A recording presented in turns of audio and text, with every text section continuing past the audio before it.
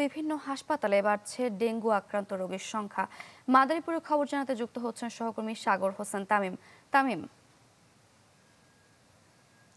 জি শারিকা আসলে অন্য বছরের এই সময়টিতে অর্থাৎ এই নভেম্বর মাসে কিন্তু ডেঙ্গু আক্রান্তের সংখ্যা প্রায় শূন্যের কোঠায় নেমে আসে।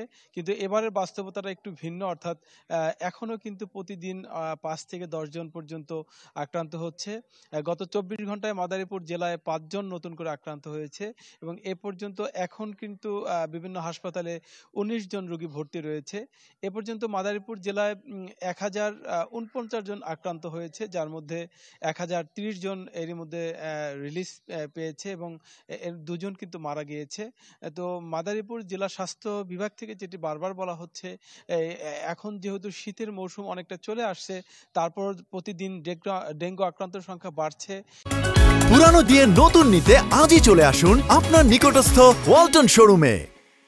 এজন্য সাধারণ মানুষকে কিন্তু সচেতন হতে বলা হচ্ছে, অর্থাৎ যে সমস্ত জায়গায় স্বচ্ছ অস্বচ্ছ যাই পানি হোক না কেন পানি জমে থাকে, বিশেষ করে বাড়ির আঙিনায় এবং স্বচ্ছ পানি বা অস্বচ্ছ যাই হোক না কেন জমে থাকে, সে সমস্ত পানি কিন্তু অপসারণ করতে বলা হচ্ছে। এবং যে ডেঙ্গু আক্রান্তর যে অন্যতম বাহক এডিস মশা, সেটি কিন্তু সাধারণত সন্ধ্যা এবং সকালে কামড়িয়ে থাকে। এজন্য কিন্তু এই সময় সহ অন্যান্য সময় কিন্তু মশারি টানিয়ে ঘুমানোর জন্য বলা হচ্ছে।